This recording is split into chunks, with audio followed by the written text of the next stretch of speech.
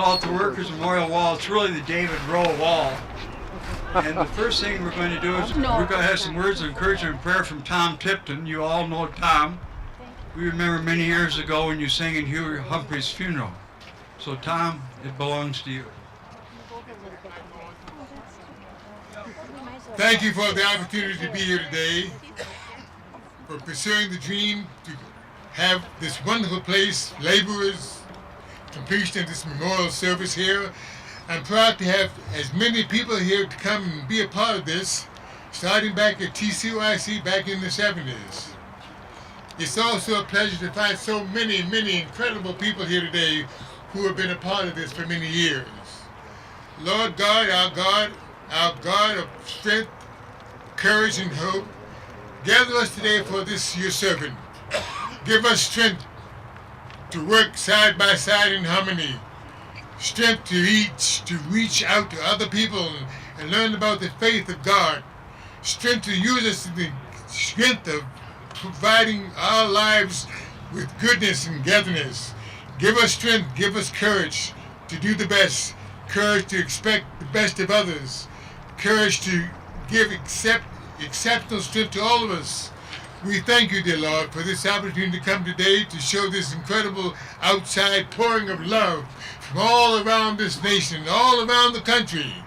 We thank you, dear God, for the opportunity to come and serve you in this time. We thank you, dear Lord, that you give us an incredible day here with so many wonderful people.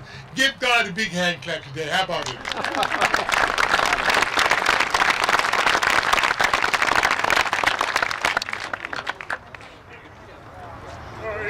I saw Joe Hill last night, alive as he could be. I said, Joe, you're a century dead. I never died, says he. I never died, says he.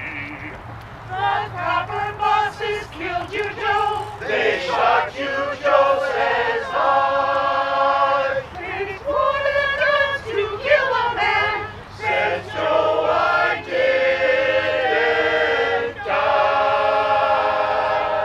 says Joe, I didn't die. In Salt Lake City, Joe, says I, is standing by my bed. They framed you on a murder charge, says Joe, but I ain't dead. Says Joe, but I ain't dead. And standing there as big as life and smiling with his eyes, says Joe, what they can never kill went on to organize. Went on to organize. From California up to Maine, in every mine and mill, where working folks stand up and fight, it's there you'll find Joe Hill. It's there you'll find Joe Hill.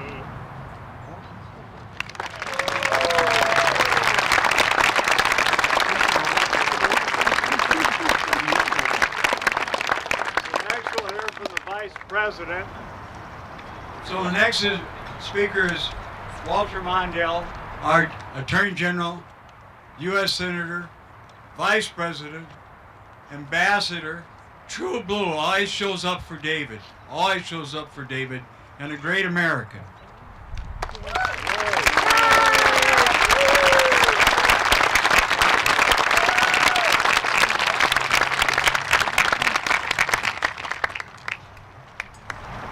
Thank you for that very kind introduction. I'm glad to be here with this wonderful audience to celebrate this historic Memorial Day in honor of the working men and women who have built and who are building this great state of Minnesota. You've all been a part of it. We're here to rejoice in what it means, and we're here to look at the great artwork here and learn more about the place of working Minnesotans in our history. It's all here to be seen, every one of the working skills, white, black, tells a story of strikes, tells a story of things that were built, tells a story of great calamities that struck us at certain times tragically in the history of our great state. There are many, many people involved in this, but the key to it all is David Rowe. Where are you, David? Right back. No one right in here. As you know, let's give him a big hand.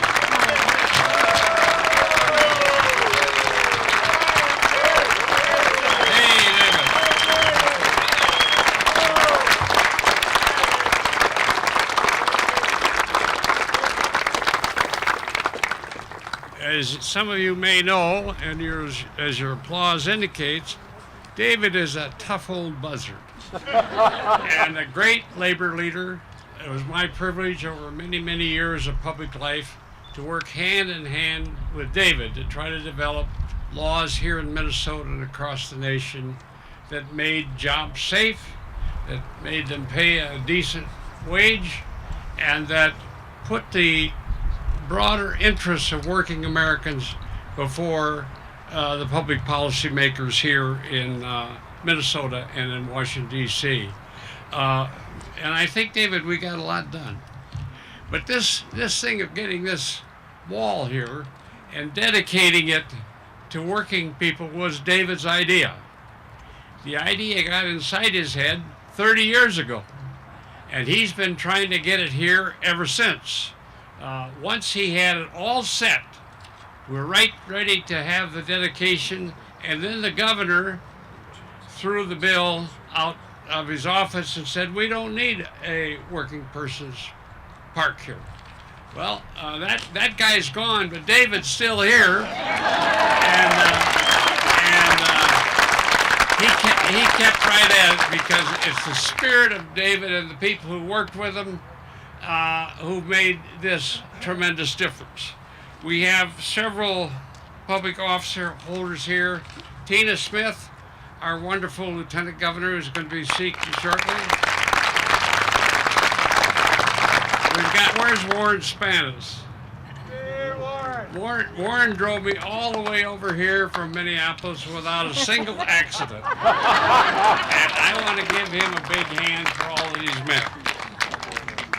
And of course, we have the great artist Craig David, who did this remarkable rendition of Minnesota's labor history, and he's here today. He'll answer your questions.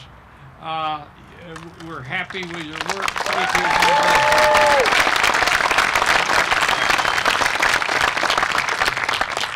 you. What we're celebrating today is all that working men and women have meant to our state from our beginning till today and into the future. We salute and celebrate those wonderful accomplishments. And we're very glad that Minnesota is the kind of state that would recognize this great contribution to us all. I'm glad to be here. I'm glad to be a part of this. I thank you for coming. Have a great day.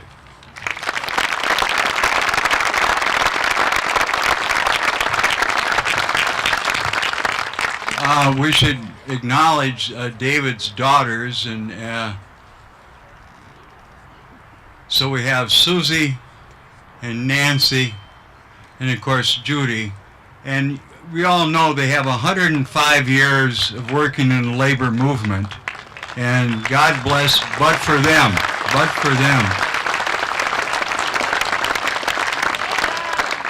So the next we'll have, of course, the president of the AFL-CIO, Bill McCarthy.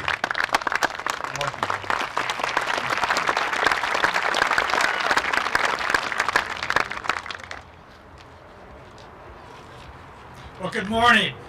And thank you, Mr. Vice President. Thank you, David. Good morning, brothers and sisters. We're gathered today to dedicate this final piece of a very special place. If you take a walk around the Capitol grounds, at every turn you'll find a place honoring Minnesotans who made our state, nation, and world a better place. The Minnesotans who volunteered their service to keep our country whole during the Civil War. The Minnesotans who persevered so women would have the right to vote. The Minnesotans like Hubert H. Humphrey and Roy Wilkins, who were on the front lines in the struggle for civil rights.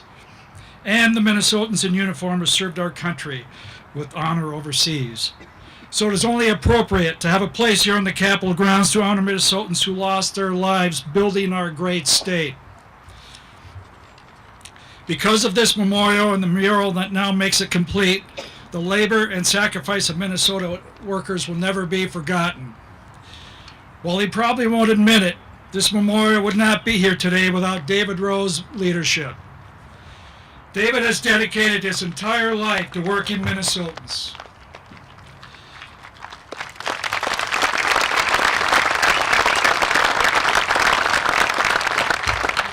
After a remarkable career advocating for working people, including serving as Minnesota AFL-CIO president for more than 2 decades, nobody would have faulted him for enjoying a well-deserved quiet retirement.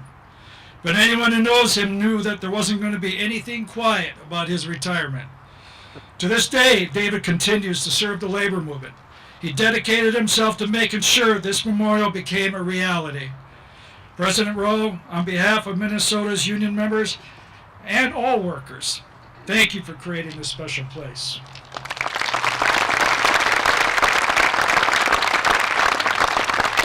This memorial will stand for future generations as a reminder that safe working conditions should never be taken for granted. A reminder that the labor movement fought for dignity and safety at work. And a reminder to honor the Minnesotans who left for work and never came home. Thank you, David.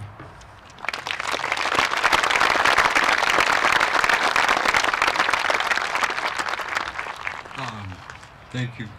Our next speaker will be Dick Anfang, Brother Anfang, and Dick is a trustee in the Minnesota Workers Memorial Trust, which is your host today. Thank you very much, Morgan. First of all, I want to thank all of you for being here today to help us celebrate this great day, this memorable day with David Kay, my friend, for a long, long, long time. I've been asked to speak on behalf of the Trust. The Trust was established for certain purposes which are pretty straightforward. We'd like to, before we go there, and I'm thanking people, you all have one of these. If we tried to single out any one of them, we'd probably get shot if we didn't do them all. So we're not going to do that, but thank everybody that's had something to do with this over this long journey.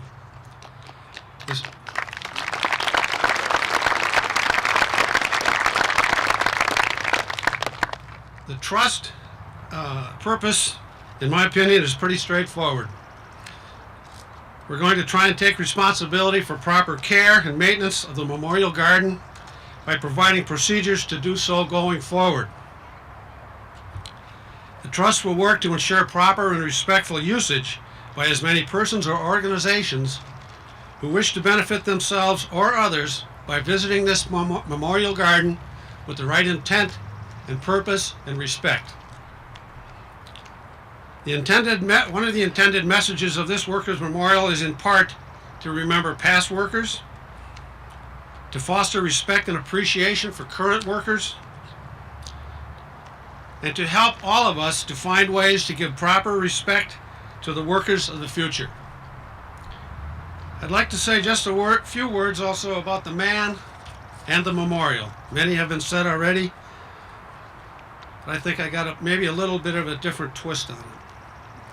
The man, as we know, is former president of the Minnesota AFL-CIO, your friend, my friend, all workers' friends, David K. Rowe. The Workers' Memorial is his dream, and it was his quest. And without him, we would not be here today. Without his determination, it would not have been completed. Many people, such as yourselves, over this so long period of time, have made it real, along with David. The trustees wish to thank everyone who has given help in some way or another. I remember shortly after I went to work for Bill Peterson, I started in 1988, and about 1990 or late 89, David Rowe came into Bill's office, which was next to mine, and they had quite a long meeting. And after the meeting was over, David, of course, left because he's such a busy man. And Bill Peterson came to me and he said, "Dick, just had a wonderful meeting with President Rowe. He's got a wonderful idea. Keep me informed." In other words, stick with David and help him in any way the building trades can. So the current trustees are David Rowe, Harry Sieben, who is also our legal counsel, Morgan Fleming, and myself. We, the current trustees, hope that others will appreciate this memorial and appreciate and take interest in becoming trustees to this great memorial in the future. Because as you can see, none of us are spring chickens anymore. And as a tradition of working people, you foster encouragement to the younger people so that the process can continue in a manner in which is befitting the workers. Most of all, I want to thank David for his leadership over the many years it took him to get us to this day today. A day to be thankful for in so many ways. We certainly must say thank you to David's beautiful wife, Audrey. Audrey was the First Lady of Labor for a long, long time. She's a wonderful, wonderful woman. And we wish she were here today. But we have to thank her because, after all, Audrey's the one that let him do it. The memorial is completed and dedicated, a memorial for all workers, men and women of all colors and ethnic backgrounds and job descriptions. These workers are the capstone, in my opinion, the capstone of America's economy and the cornerstone of our culture for working people in this country. Some of these workers have been, are, or will be union members. Some will not be so fortunate. But it is the workers of Minnesota and America who, thanks to so many and to David's leadership, now have a memorial to themselves, the workers of this great state and country, on the grounds of this great state capitol. And David, please accept my personal thanks for the things you taught me and others during this long but successful process. To all of you, I hope you have a wonderful Memorial Day. Enjoy this memorial garden. Take a little time to see the other memorials on the state capitol, not necessarily today, but there's a lot of wonderful things that are educational, of highly educational value to the important people in our state and country in service to all of us. I want to thank you. Enjoy the day.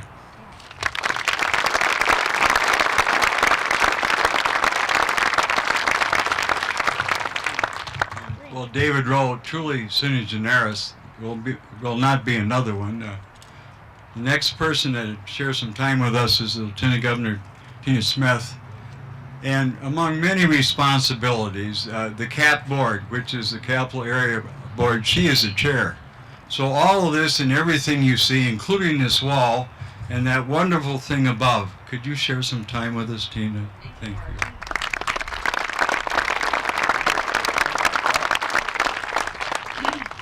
Well, because I love President David Rowe so much, I'm going to be very brief.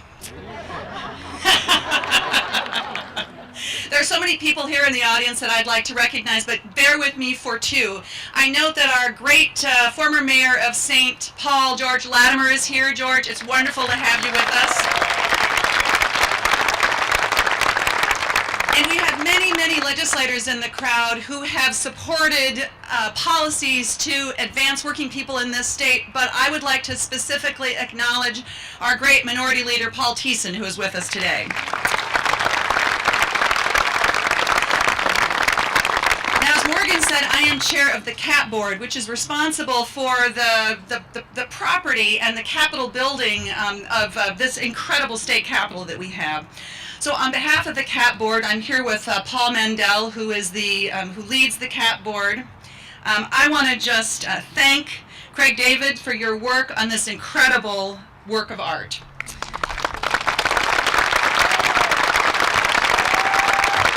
This mural pays tribute to countless Minnesotans whose hard work over the last 158 years have built the state of Minnesota.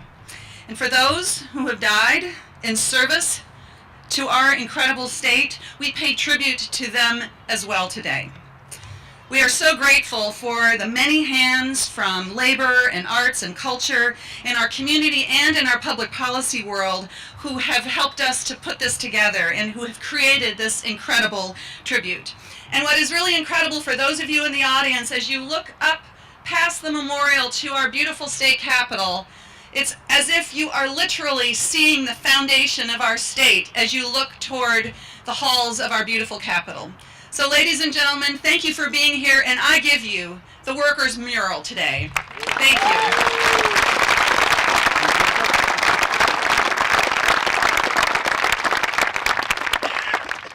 you. You have a handout today, and there are over 100 unions have contributed over all these years.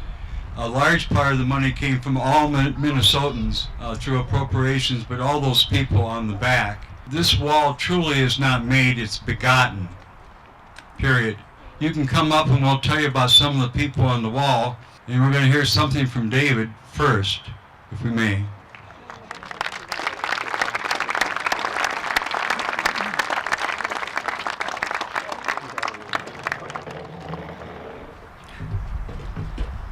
Thank you. You know, there's so many that I need to thank.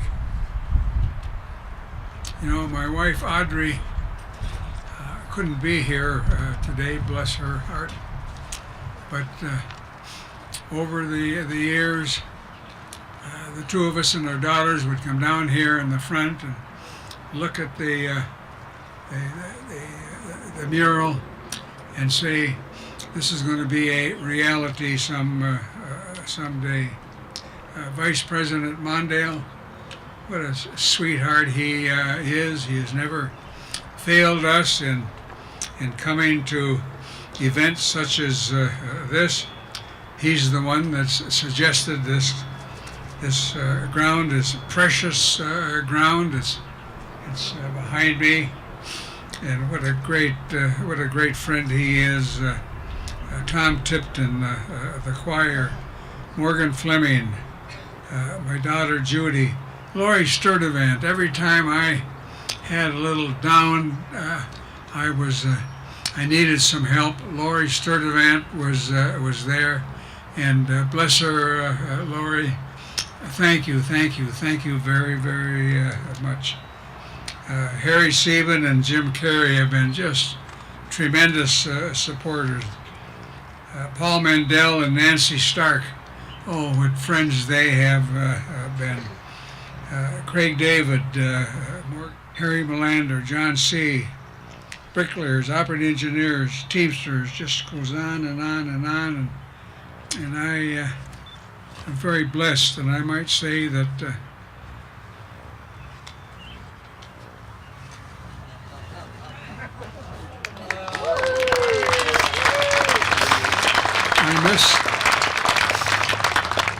I miss my brother. For years we've been out to where was it? Richfield. Thank you. That's where you have a daughter. John and Nancy, the bricklayers, operating engineers, Teamsters, and the Vice President of the United States. Imagine he came here today to to give his thoughts and as he has over the years. And Walter, I'm very, very pleased. What a friend you've been over the years, and I'll never forget it. I had so many others. My friend Russ Fridley, my partner, and Meta. I'm sorry. I wear this cap because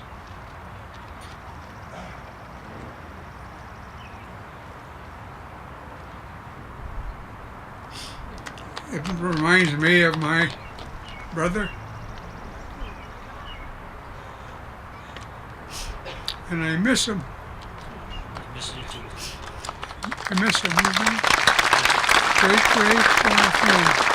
Tom Tipton, and I guess I could go on, and I just can't. I just want to thank all of you for participating and coming here today. Danny Gustafson, who's been a long time friend. There are those who have tried for years to get a figure of some kind into the Capitol commemorating the service of Nellie Jones Johnson, and it's been difficult, but I might say that even though they're still working on it, we've got Mellie Stone Johnson right in the front of our wall, and I'm very, very proud of that.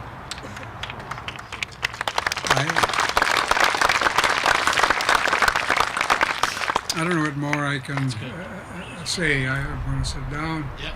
To my brother and to all of you World War II veterans. You have blessed us with your service to this country. What we've done here today is commemorating and thanking all of you for the service of those people who have lost their lives in the service of building Minnesota. This is going to be commemorated. Where do we go? Someplace you and Jim. So I can just say to all of you, thank you, thank you, thank you. God bless you, and that's it.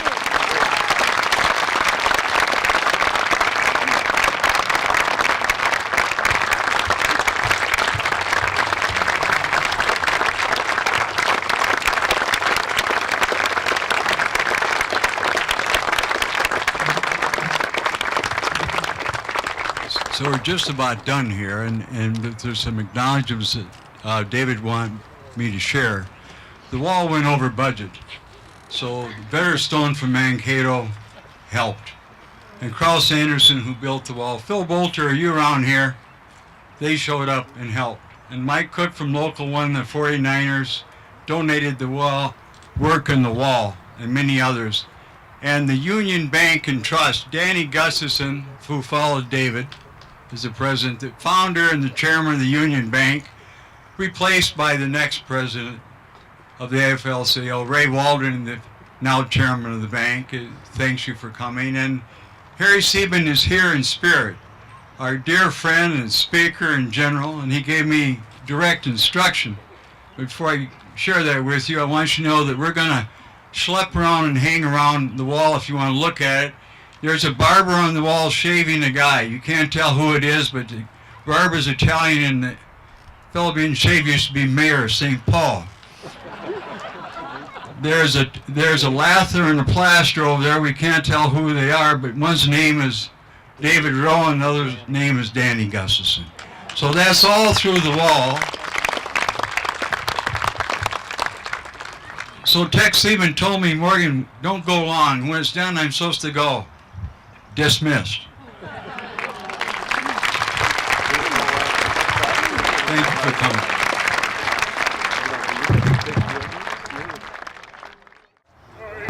I saw Joe Hill last night, alive as he could be. I said, Joe, you're a century dead. I never died, said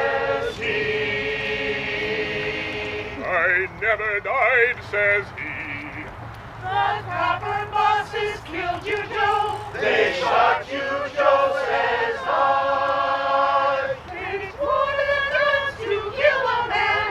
Says Joe, I didn't die. Says Joe, I didn't die. In Salt Lake City, Joe says I, is standing by my bed. They framed you on a murder charge, says Joe, but I ain't dead. Says Joe, but I ain't dead. And standing there as big as life,